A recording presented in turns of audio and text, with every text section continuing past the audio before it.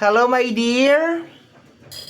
Magandang umaga po sa ating lahat. Kung hindi mo naman umaga napapanood ito, babatiin na rin kita ng magandang umaga, magandang tanghali, magandang hapon, at magandang gabi. Ayan, at least nabati kita my dear, okay? So, mabilis ang intro muna tayo. Hello my dear, welcome or welcome back sa ating YouTube channel. My name is RJ, your tarot card reader. At ang gagawin natin ngayon is yung ating daily reading para po ito sa araw ng July 1, 2026. Ayan, cleansing tayo. Mabilis ang cleansing. Ayan, kasi July 1. Dapat pag July 1, sinasalubong natin ng positive na energy yan, 'di ba? Dapat tinataboy natin or nile-let go na natin yung mga negative na energy from the previous month, which is goodbye June. Salamat for everything. Thank you for the good and the bad days na ibinigay mo sa amin. Thank you very much. Pero dapat i-welcome natin ang July with open arms, 'di ba? With positive energy, with abundance. Ayan. And of course, tinataboy po namin lahat ng mga negative. Ayan. Although hindi naman natin talaga maiiwasan yan dahil everyday meron tayong mga kasalubong na mga tao na ganyan, mga energy na ganyan. Pero as much as possible, matuto tayo mag-cleanse, magtaboy ng mga negative na energy and mag-attract ng mga positive na energy sa ating buhay, sa ating personal space. Okay? So, July 1, 2026, titingnan po natin kung ano mga eksena, kaganapan at kung ano-ano pa na maaari mong makasalubong sa araw na ito. Pero before po tayo mag-proceed sa ating reading, hayaan nyo po muna na magpasalamat ako. Kunin ko itong pagkakataon nito na magpasalamat. Maraming salamat po sa ating mga abangers, sa mga walang sawang naghihintay at nag-aabang ng kanilang mga readings. Thank you very much. Gusto ko na rin pong pasalamatan yung ating mga bagong subscribers. Hello my dear, welcome po sa ating channel. I hope na mag-enjoy po kayo dito at sana po ay makatulong itong ginagawa natin na reading sa inyo at sa ating lahat. Sa mga interested po sa ating private reading, nasa description box down below ang mga details, information na kinakailangan mo para po makontak ang inyong lingkod. Okay, Virgo. Tingnan natin kung ano meron sa araw na ito, my dear Virgo. Okay, so 8 cards tayo in total. Meron tayong base card at saka clarification card. Okay, let's go na. Silipin natin anong meron ngayong araw na ito, Virgo. July 1, 2026. Virgo, July 1, 2026. Let me see what is going on. Okay, ano to? We have here the energy of the Four of Cups. Kasama ng ating Four of Cups, I see Seven of Swords. Okay. Medyo mabigat, my dear, tong araw na to. Okay? So, possible, my dear, na merong gumawa sa'yo ng hindi maganda in the past, iniinda mo ngayon, or maging warning, maging precautions, okay, maging hazard, na baka meron mga tao, my dear, na meron silang gawin na hindi maganda sa'yo ngayong araw na ito. Okay? And may stuck ka sa energy ng Four of Cups, thinking, wondering kung bakit nila ginawa sa'yo to, my dear. Na minsan, sinasabi ko na lang, pag ganito ang sitwasyon, my dear, minsan sinasabi ko na lang sa sarili ko na, minsan pag ang tao talaga gusto ko gawan ng hindi maganda, hindi sila maghahanap ng dahilan. Gagawang ka na lang talaga nila ng hindi maganda. Kasi Seven of Swords, my dear, is energy of backstabbing or backstabber na energy. Okay? So, dalawang energy to, my dear. Posibleng may mga tao na nakagawa sa'yo ng hindi maganda in the past. And as of this moment, apektado ka pa rin dun sa energy na yon. Okay? Or, ngayong araw na to, July 1, okay? Dapat maging aware ka kasi July 1, my dear.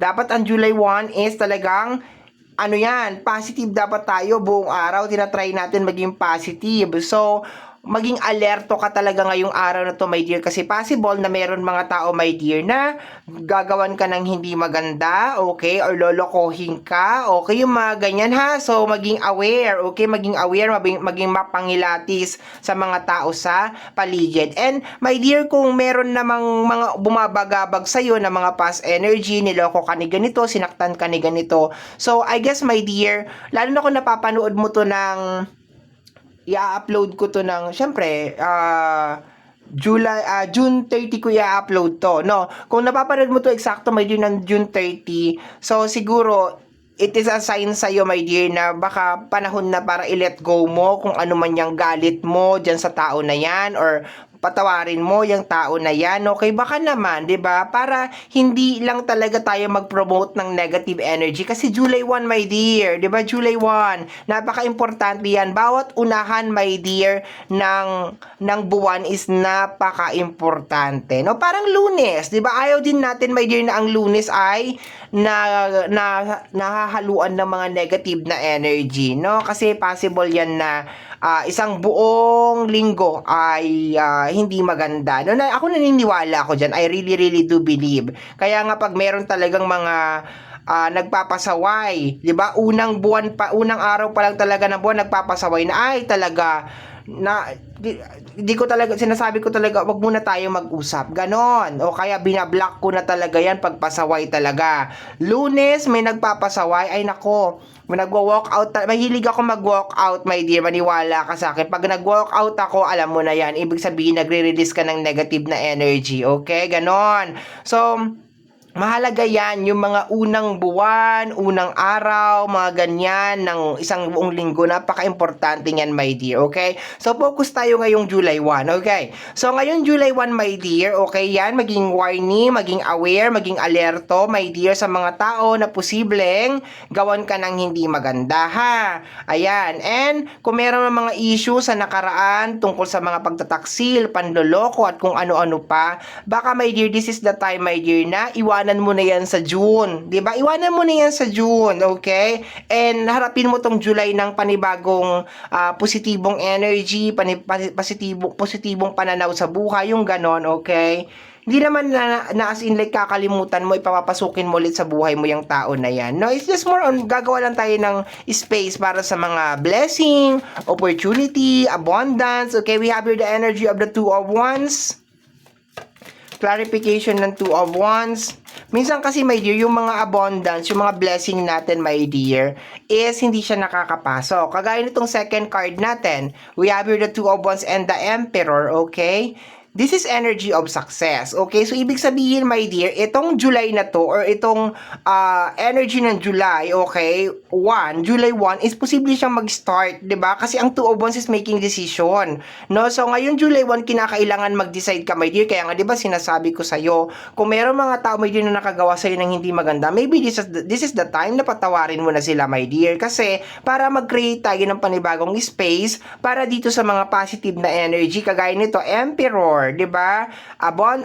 Success, 'di ba? And at the same time, my dear, kailangan you are in control. Emperor is energy of control. No, hindi mo hahayaan, my dear, na kontrolin ka ng ibang tao na sasabihin nila, ay hindi ka makakamove on kasi ginawan kita ng hindi maganda. Ay hindi. Dapat sila ang hindi makamove on kasi sila ang gumawa ng hindi maganda sa iyo, hindi ikaw.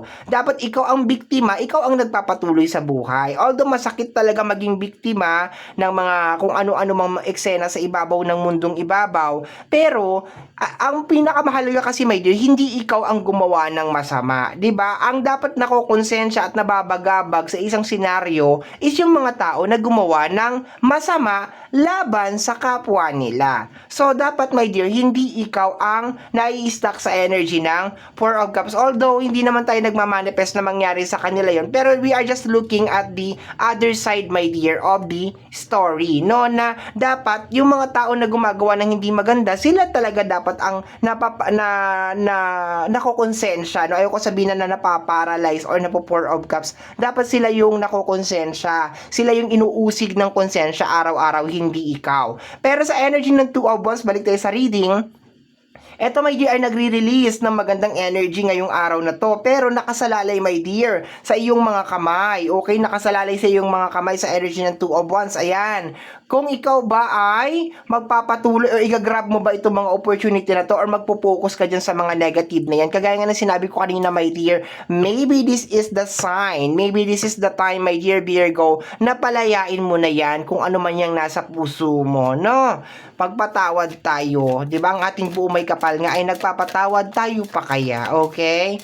Pero pag nagpatawad na, 'di ba? May konting may konting boundaries na doon sa tao na. Hindi ibig sabihin na pinatawad ayan na naman parang walang nangyari, 'di ba? So, ganon. Karamihan kasi sa ating mga Pilipino, pag pinatawad na, feeling close na naman ulit. Totoo yan, di ba? Pag pinatawad mo na parang feeling close na naman, parang walang nangyari, di ba? So, ikaw na lang, my dear, ang gumawa talaga ng boundary, no? So, kung baka parang pinatawad na kita, kasi ayoko lang na mabigat na energies talaga sa buhay ko, di ba? Ganon. Pero, hindi tayo close. Hindi pa rin tayo, ibig sabihin, parang, hindi na natin kumbaga parang yung baso my dear, 'di ba? Pag yung baso ay nalamatan, 'di ba? Hindi na siya kagaya ng dati, 'di ba?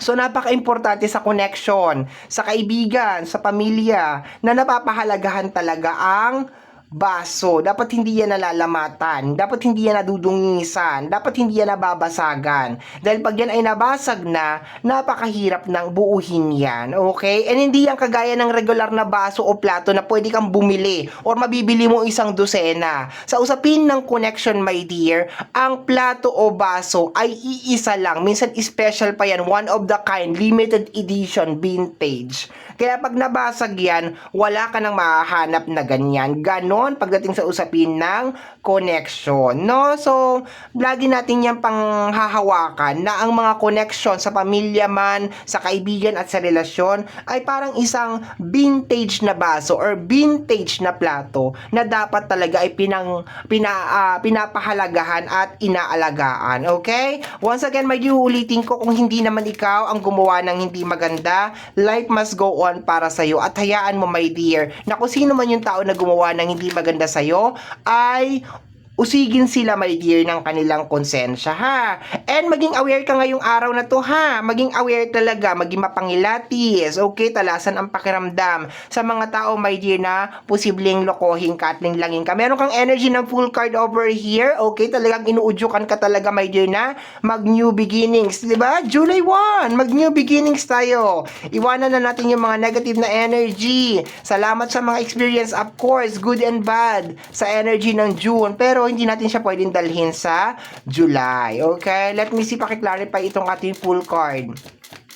Paki-clarify po ang ating full card. We have here the energy of the judgment, my dear. Panahon na daw para mag-let go ka. We have here the star, okay? Ayan o. Full card and the judgment, my dear, okay? Panahon na, my dear, na mag-let go ka, mag-new beginnings ka, okay? Tanggalin mo na yung mga galit dyan sa puso mo, yung mga pangamba, mga takot, diba? Ipaubaya mo na yan sa ating buong may kapal. Itaas mo na yan, my dear, sa ating buong may kapal. Let the creator of heaven and earth, okay? Ang ating buong may kapal na may likha ng langit at lupa ang magpasya dyan sa daladala mo my dear. At ikaw, you must go on, move forward, diba? Patuloy lang sa buhay, padayon lang ba, okay? Let me see, star, kaklarify na rin natin. Magandang energy ng star my dear kasi this is energy of hope, wish, okay? We have here the Five of Swords, may bonus card ka, the Sun card. Yung mga tao na umalis, yung mga tao na iniwanan ka, although yes, you are still hoping na sana one of this day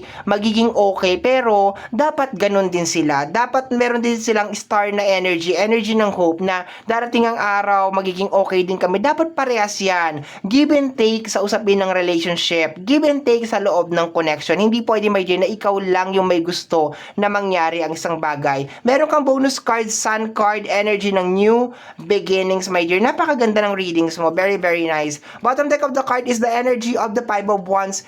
Stop wasting your time, my dear, na makipagtalo, makipag-argumento, or kahit na sabihin natin na kumapit sa mga toxic at saka negative na energy, my dear. Okay? Five of Wands is energy of conflict, away, hindi pagkakaunawaan. Kagaya nga na sinabi ko, my dear, be careful ka ngayong araw na to, my dear, kasi baka meron mga tao na gusto kang i-trigger. Don't waste your time, my dear. Just simply stand up and walk out without saying anything. Always remember, silent is your number one power. Ganon. Okay. So, my dear Virgo, yan po ang nasagap natin na message energy para sa araw na ito, July 1, 2026. Kagaya po ng lagi kong nasasabi o nasasambit, ang tanging hiling at dasal ko lamang po sa ating buong may kapal na ang mga readings na ginagawa ko ay nakakatulong po sana sa ating lahat. Maraming salamat po. Thank you, my dear. Bye-bye. Take care of yourself. Bye-bye.